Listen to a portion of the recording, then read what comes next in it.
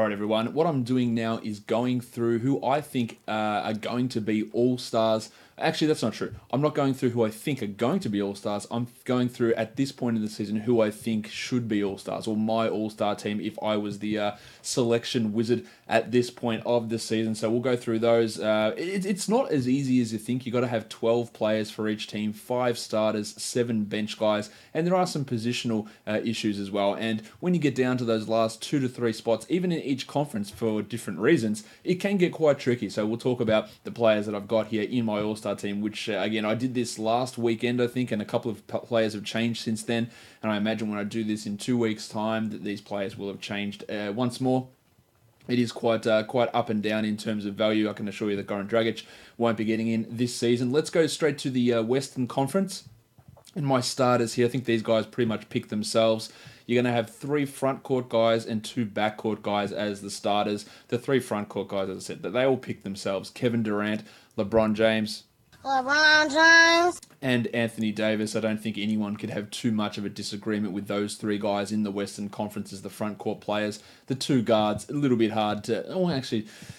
I guess some people might have an argument for one reason, but Steph Curry and James Harden are my 2 backcourt players there as well. The only one that you could have any disagreement with is Curry, just because of the games he has missed, but I don't really care about that. He's been that good that he deserves to be in that starting all-star spot. So I think that starting 5 for the West is as cut and dry as it gets. I'd love to know if you've got any different thoughts on that, and you can tweet me or leave a comment here below on this video if you think any of these decisions are wrong. And again, if you think that a decision is wrong, I want to hear your replacement.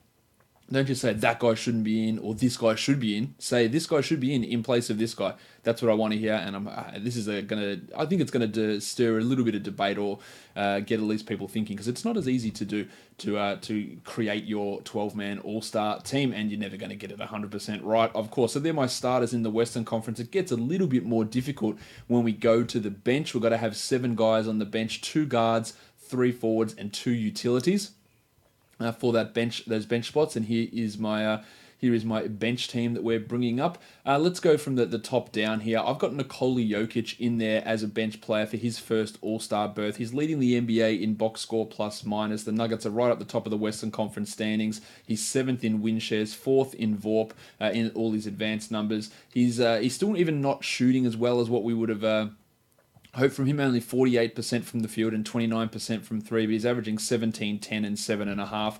I feel pretty comfortable having Jokic in there. He's been excellent for this team that is now injury-riddled. He's going to have to carry a lot more. He is in my all-star team. My next forward is Paul George of the Oklahoma City Thunder. George has been really impressive. 11th in the NBA in box score plus minus so far this season. 11th in win shares, 11th in VORP. Fantasy ranking, he is the 5th ranked player overall so far this season, so that's obviously really impressive, averaging 24, 8, and 4 over the course of the season. Some of it's been without Russell Westbrook, yes, but he's still played very well with Westbrook back in the lineup, and I think he's a fairly much a lock to get into this All-Star game. My next forward or front court player is Karl-Anthony Towns of the Minnesota Timberwolves. He's averaging 21.5 and 12 with almost 2 blocks on 50 and 86% shooting. 17th in the NBA in VORP. Not doing quite as well in some of the other advanced numbers. His defense has always had somewhat of a concern, but I think he's improved significantly there. The way that he is playing and the way that the Timberwolves have responded to the General Soreness trade puts Butler into the mix for me Towns into the mix for me as a first-time All-Star. So I've got him in there. My 2 guards there are Russell Westbrook and Damian Lillard. Westbrook missed time to begin the season and had that ankle injury, but he is 9th in the NBA in box score plus minus. The free throws are still a legitimate concern, but he's averaging once again a triple-double, 22, 10, and 10 with over 2 steals on 45 and a weird 61% from the free throw line. He's the 18th ranked fantasy player for the season. I think he's going to make the All-Star team. My other guard is Damian Lillard, the 13th ranked fantasy player this season, averaging 27, 5, and 6 with a steal on 44% shooting and 89% from the line. He hasn't been overly spectacular this season. I think that would be fair to say, but 6th in win shares and 9th in VORP for this season. Lillard makes my all-star team without too much of a debate. Now, these last 2 spots were pretty tough for me to go to. I went with 2 guards. There are a couple of guys I could have gone for in this place here. I went with Drew Holiday and Mike Conley to round out my Western Conference reserves. Holiday has been an absolute monster for this Pelicans team, who's dealt with their own injuries this season. He's really sort of taken on that role with Alfred Payton out, even though he claims he doesn't want to be a point guard. He's putting up strong numbers. The 16th ranked player for the season, averaging over 20 points, over 4 rebounds, almost 9 assists, 2 steals, 0.7 blocks on 47 and 76% shooting. He's still got room to improve, I believe, this season as well. Shooting under 30% from 3. He's been very, very impressive so far this season, and I believe he deserves to make an all-star team the first time for him in the Western Conference. Of course, he made it in the Eastern Conference as a member of the Philadelphia 76ers. And then Mike Conley, I've got him getting the nod for his first all-star berth. He's been impressive coming back from that heel issue, playing 34 minutes a night, averaging 20 points, 3.5 and 6.5 with 1.3 steals. He's got the Grizzlies currently in the playoffs after they were one of the worst teams in the NBA last season. I think that Conley does deserve this spot. I could easily see arguments for a few other players, though, who could be in this position ahead of him. One of those is his teammate, Marc Gasol. Another is Rudy Gobert from the Utah Jazz. Maybe that's a little bit harsh to leave Rudy out of this mix, but they're the guys that I have in that Western Conference mix for the All-Stars. Yeah, Gobert and Gasol, probably the 2 highest players who aren't in this team, and along with Chris Paul as well, who probably should be in the discussion. You could have DeMar DeRozan and Robert Covington maybe as fringe guys. I'm not as sold on those guys as being in that honourable mention group, along with Gobert and Gasol. But they're worth mentioning. Toby Harris, another guy whose name you briefly flickered into my consciousness in terms of choosing this team. I didn't really consider Draymond Green or Klay Thompson. I'm not sure their seasons have been good enough to deserve really too much in the way of, consideration here. Luka Doncic and De'Aaron Fox, 2 young guys who, maybe if the rosters were expanded to 20 would get in, but they're not quite there yet. So that is my Western Conference team again. Tell me what you think I did wrong, what you think I did right, and if I did something wrong, what would you do? Who would you put in? Who would you remove? Happy for debate. So I do think that the Holiday and Conley ones, and even Karl-Anthony Towns, they can be some debate about those guys, and I could easily see, even Clint Capella, another name there, Marc Gasol, Gobert, Capella, any of those guys could very easily be in that mix to be All-Stars in the Western Conference. In the Eastern Conference, my starters are in the front court, Giannis Antetokounmpo, Joel Embiid, and the fun guy, Kawhi Leonard. I'm a fun guy. I don't think there's a huge debate there. Giannis is 2nd in the NBA in box score plus minus, 3rd in VORP. His numbers have been fantastic. No one's debating him there at all. Kawhi has led the Raptors to the best record in the NBA. He's 18th in box score plus minus. He's had those few games missed, dealing with that issue at the moment as well, where he's missed the last 2 games. I think that he's pretty much a no-brainer. Well, Joel Embiid, 10th in the NBA in win shares, established himself as the best player on this Philadelphia 76ers team, the 10th ranked fantasy guy. Giannis is 6th and Kawhi is 7th in terms of their fantasy ranks. That's my front court for the Eastern Conference. My back court, a little bit harder to find these really strong guards here in the Eastern Conference. I went with Kyrie Irving and Kyle Lowry, a couple of guys who have started many All-Star games here before. Lowry had that little bit of a slump, but picked it up the last 2 games. He is the 19th ranked fantasy player so far this season, and along with Kawhi, has led the Raptors to the best record in the NBA. He's 20th, that is Kyle Lowry, 20th in the NBA in VORP at the moment. Well, Kyrie started slowly, but he is the 7th best player overall in terms of box score plus minus this season. In terms of fantasy numbers, he's the 12th ranked player. Lowry's 19th. Again, you could find me some other guards perhaps in the Eastern Conference who you'd have in over these guys as starters. I don't know that I'd really take any of those arguments super seriously, but I'd love to hear your thoughts on having those other guys in as starters in the Eastern Conference. So my starters, Antetokounmpo, Embiid, Leonard, Irving, and Lowry, and then reserves. This is where it gets pretty wild in trying to pick these guys here.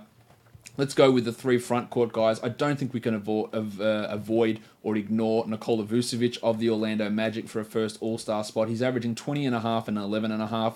a steal and a block. He's 8th in the NBA in box score plus minus, 8th in VORP. He is a massive reason why the Orlando Magic are in the mix for a playoff spot at the moment. Clearly having the best season of his career. His efficiency is way up as well. So I think Vooch absolutely deserves this spot. I've gone with general soreness Jimmy Butler as another of the forward spots on the bench. Started out a little bit slowly as a member of the Minnesota Timberwolves and adjusting in Philadelphia, but he's still the 17th ranked fantasy guy. He's averaging 20 points, 3.5 assists with 2 steals and shooting 48% and 40% from 3. So, pretty strong numbers there from Butler. I think he'll continue to get better as the season goes on, and hard to leave him out. Well, Blake Griffin takes my other front court spot on the bench for the Eastern Conference. He's averaging almost 26 points with 9 rebounds and 5 assists. The efficiency is not fantastic. He doesn't do that much defensively, but I think that he is a tough guy to avoid. He's 20th in the NBA in box score plus minus.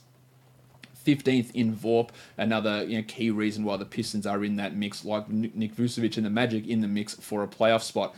The guards on the bench, Bradley Beal and Victor Oladipo are the two that I went with here. Oladipo just returning from that knee injury. He hasn't been spectacular. He's still averaging 21, 7, and 5 with 1.5 steals. It's not at the same level that he was last season, but I still think that deserves a nod here in this weakened Eastern Conference. Now, he wouldn't get into me in the Western Conference ahead of Conley or Holiday, and he'd probably be on the outside looking in. And I reckon Beal might be in that same spot, but they're the two guys I've got there. Beal at 23, 4, and 4.5, shooting 47 and 78. He's really upped his defensive stuff this season, and he's almost, I think, established himself as the best player on this Wizards team. You could make that argument for John Wall, but I think Beal has probably overtaken him this season.